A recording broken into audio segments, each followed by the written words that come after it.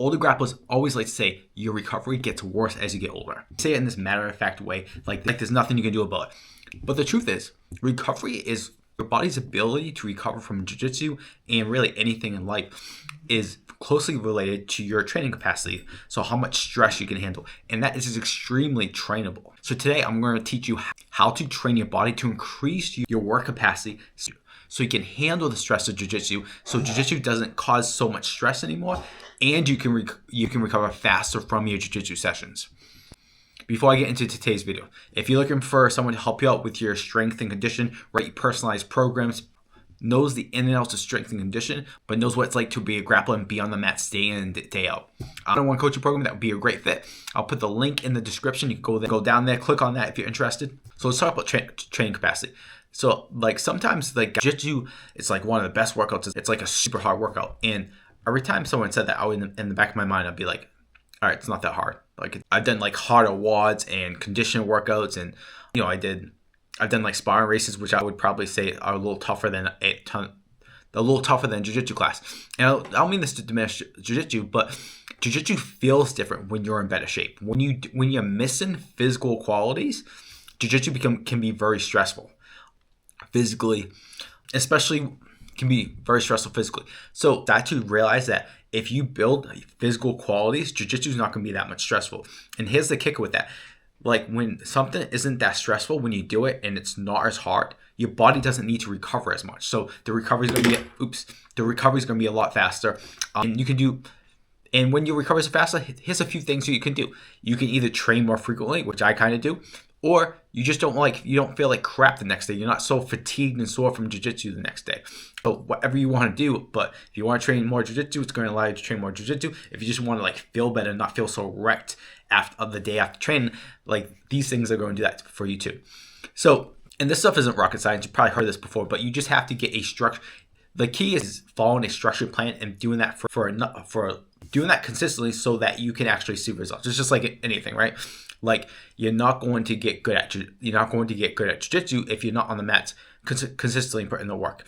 The first thing I would say is strength is the foundation of every physical quality. It's the foundation of your cardiovascular quality, power and explosion, injury prevention, muscular endurance. So if you don't have a base level of strength, that's where we need to start. So one of the easiest ways to really think of strength training is if we think about trying to do it at least twice a week, and when we do it, focus on these 3 or 4 exercises. Now you can do more exercises if you want, but make sure you get these 3 or 4 because they're going to be the most important and the most impactful. So that's going to be a squat pattern. So this is, I say squat, but anything where you bend your knees a lot, anything where your knee gets bent a lot. So this could be a squat, a split squat. It can also be machine based, like leg press, hack squat, but like a quad dominant exercise. Then we want to do an upper body push. That's going to be like a push up, a chest press, Viking presses. Then we want to do an upper body pull. So that's going to be something like a row, chin up, pull down. And the last one is going to be a hip hinge pattern. So those are your RDLs, your deadlifts. You could do hamstring dominant exercises like leg curls here. You want to fit those 4 into your program. And if you're brand new to this, you don't need a lot of work or a lot of sits. Find a variation of each of those categories that you can do well. And I would do 1 to 2 sets between 5 to 10 reps. And over time, you're just trying to either do more reps or more weight. And that's going to give you a foundation of strength. And jiu-jitsu is a lot of muscular endurance. There's a lot of muscular contraction. And if you don't have a lot of strength, it just wipes you out. And it's just going to make you super sore. The first thing is we want to build that foundation here. The second thing is we want to build a good foundation of cardiovascular health. And the foundation of that is not interval training. People always like to start with the intense stuff, the sprints, the kettlebell swings, the HIIT, the CrossFit style.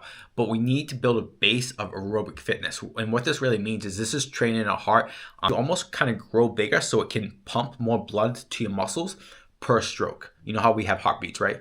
You have say 60, 80, whatever it is, heartbeats per minute. So that is how many times your heart beats per minute. So every beat of the heart, we want our body to be able to pump more oxygenated blood to our muscles because that allows us to do things for a longer period of time. When a body's inefficient at that or can't do that very well, then that's when we don't have good cardiovascular health, we don't have good cardiovascular performance, and it's very easy to get tired really fast.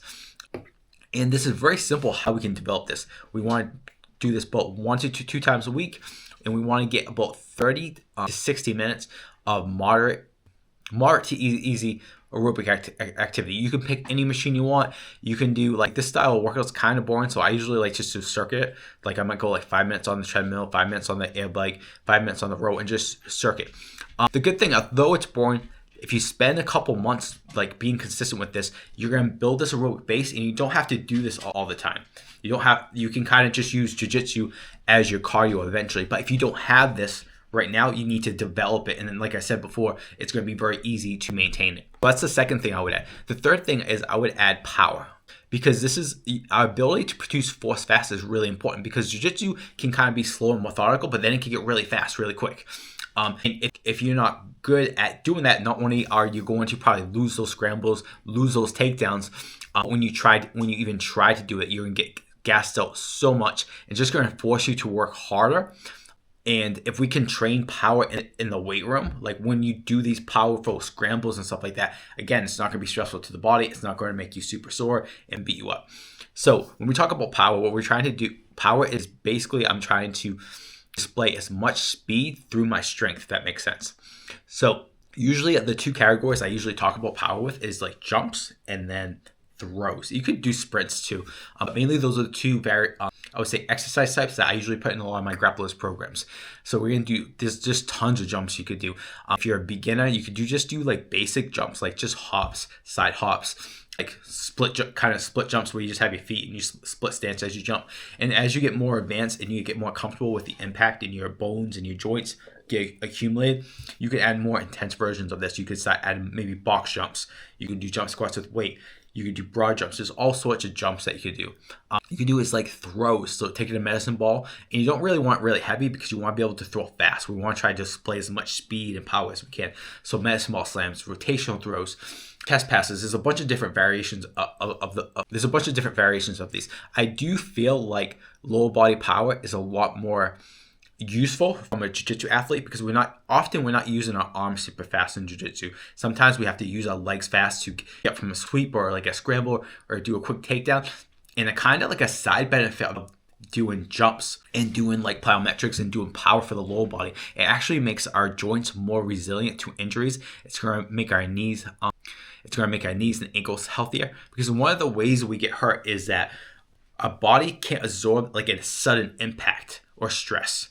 If that's like a hit to a knee or a knee bar real fast or like this knee twist, if we teach our body to be able to handle more impact by doing plyometrics in a very safe environment, when we go to the mats and we're exposed to those, the chances of injury go dramatically down. And the fourth thing that we can add to this is now we'll actually talk about the harder condition stuff. So this is stuff where you'll do sprints. You could do sled sprints. You can do hill sprints. If you do choose to do sprints extremely stressful, and if you haven't done EAs, you want to start slow and with not that many sprints and build that over time. The more, I would say, safer options to get that hard condition that we're looking for would be things like air bikes, the rower, kettlebell swings. And what we want to do is focus on really fast, intense paces for a short period of time. So for example, if you're on the air bike, we might go 10 to 15 seconds all out as fast as you can. Then you're gonna ride the bike slow for like 60 to 90 seconds. Repeat this 4 to 12 times. Now, when we're doing this style of training, what's important is that that's actually intense. So we got to make sure that we bring it. The second thing is we actually have to make our recovery manageable. If we recover so short, what ends up happening is, yeah, the first set might be intense, the second set might be intense, but by the time you get your third, fourth intense, you're so spent because you're not properly recovering, you can't give that intense effort anymore. So the intensity and how long you rest are very kind of married in this way. Because if you don't go intense, of course, it's not going to be effective. But if you don't rest properly, you're not going to be able to maintain the intensity for all your rounds. And if you include those four modalities, so we talked about strength, we talked about aerobic conditioning, we talked about power, we talked about, this is more called anaerobic conditioning. You're going to have an extremely high training capacity, and jiu-jitsu is not going to be nearly as stressful as it once was, and you're going to be able to recover very fast.